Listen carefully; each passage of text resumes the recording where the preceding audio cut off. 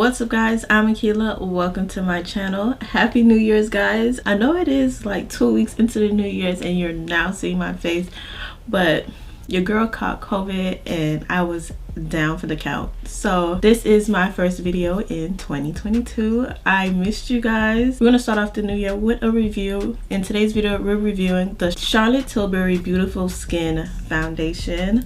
So yeah, I'm really excited to try it out. I love Charlotte Tilbury. Like 2021 was the year that I started to dabble in Charlotte Tilbury, so like now I understand the hype and I am super excited. So if you guys enjoy videos like this, please give it a thumbs up, and if you aren't already subscribed, please subscribe, and let's go ahead and jump into today's video. Okay guys, long time no see. Oh my gosh, like I can't believe I caught COVID. Like I made it this whole time. What is it now, 2 years?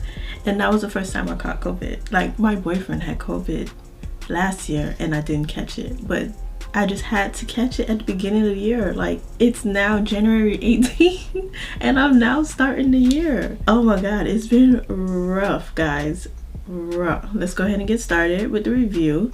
Okay, so the foundation is called Charlotte's Beautiful Skin Foundation. It retails for $44. I have it in shade 12 neutral. I did do a review on the Airbrush Flawless foundation, which I really liked, but I had it in 11 neutral, so I took it up a step to 12 neutral. I was able to get this to work, but I feel like 12 would be like perfect. According to the site, it says that it's a buildable medium coverage hydrating foundation for a beautiful, healthy looking glow. If you are one of my foundation twins, it says that 12 neutral is perfect for tan deep skin with neutral undertones. A neutral undertone means you have both warm and cool undertones and you tan slightly in the sun. I definitely do tan in the sun. I mean, I am black, but when I go outside I do tan. There is a foundation matching system on the site, so if you need help, I'm sure it can help lead you in the right arena, but it didn't really help me. I think when I did it, maybe because I put in the wrong answers, they matched me to 14 neutral, and I know 14 neutral is not my shade. If you already know your shade and your favorite foundations, go over to Sephora and use the foundation matcher. I put in 4.5 and in the Dior foundation and it gave me this, so I think this is going to work out perfectly. Let me go ahead and moisturize my skin. It looks a little beat up, but this is the e.l.f. Puff Puff primer, one of my absolute faves and my go-to. Is very moisturizing. It doesn't really do anything for pores or anything, but I love the moisture. Okay, now that I'm all moisturized and primed, let's go ahead and get into applying this foundation. So this is what the packaging looks like. I feel like Charlotte Tilbury always knocks it out of the park when it comes to packaging, and this is no exception. Even though it looks like a squeeze tube, it does have a pump, very much similar to the Fenty hydrating formula. Both come in a nice like squeeze tube, even though it's not a squeeze bottle. And I really did love that foundation. I'm surprised that it's like super on sale right now. Okay, so one side we're going to use a sponge. We're going to use a sponge on this side, and then on this side we're going to use my favorite foundation brush. Well, my favorite all over brush. Okay, so we're going to apply some to the back of my hand.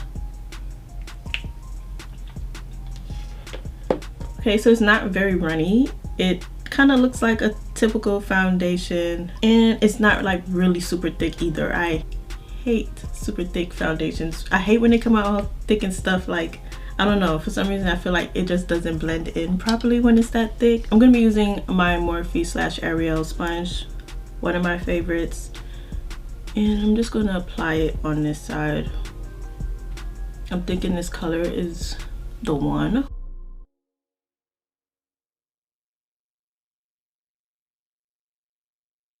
Okay, looking good. Let me go ahead and do the forehead. Okay, so this is one side done compared to this side.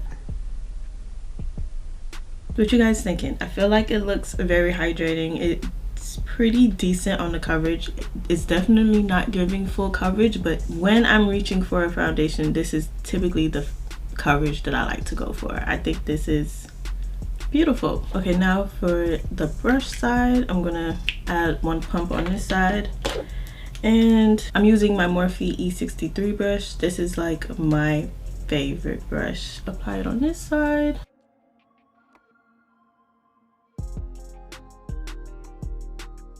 Okay, of course, with the brush, I'm noticing one pump goes a lot farther than with a sponge. So here's the brush side,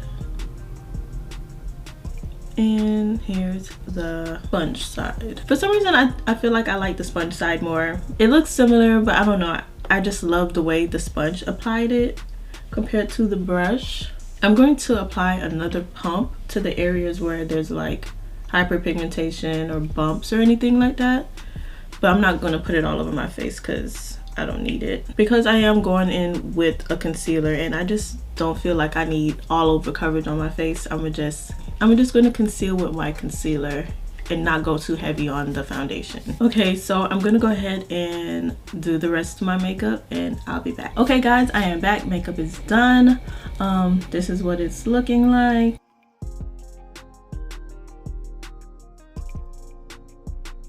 I really like how pretty this makeup came out. I love the way my skin is looking. I think the foundation looks pretty nice right now. My makeup's kind of been done for about 30 minutes now. I did use powders to set my face, but I'm sure as the day goes on, you know, everything will start to melt together. I think the color is perfect.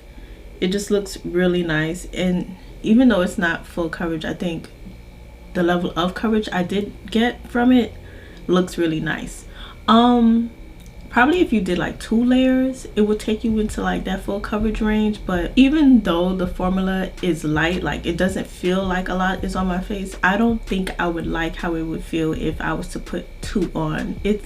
The formula is not runny. It's a little thick. Like you guys saw when I had it on my hand, it didn't really run.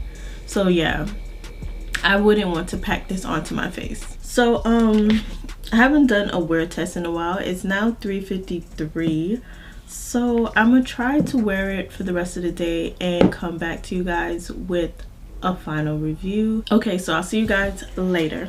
What's up guys, I am back. It's now 10:48. I just look dewy and there's a little bit of creasing right here around my mouth. I did have on a mask, so I'm noticing that like around here, my cheeks, like my lower cheeks and my chin, it did rub off, and my nose, but it doesn't look bad. Sometimes when I wear makeup and I have my mask on and I take my mask off, you could definitely see where the mask was, but it doesn't look bad. I think it held up pretty good for me wearing a mask today. This is the mask that I had on. You guys see it didn't really rub off that much. For me having it on for about 7 hours, I think it looks pretty good. It's just some dewiness, and I don't mind how dewy it looks. I haven't touched up my makeup all day, so like this is just the way it looks. With that being said, I do recommend you guys trying out this foundation. I mean, I don't really expect anything less from Charlotte Tilbury. I mean, she always knocks it out the park. So yeah, if you guys are in the market for a hydrating foundation, definitely check this one out. So if you guys enjoyed today's video and found it helpful, please give it a thumbs up, and if you aren't already subscribed, please subscribe, and I'll see you guys in the next video. Bye.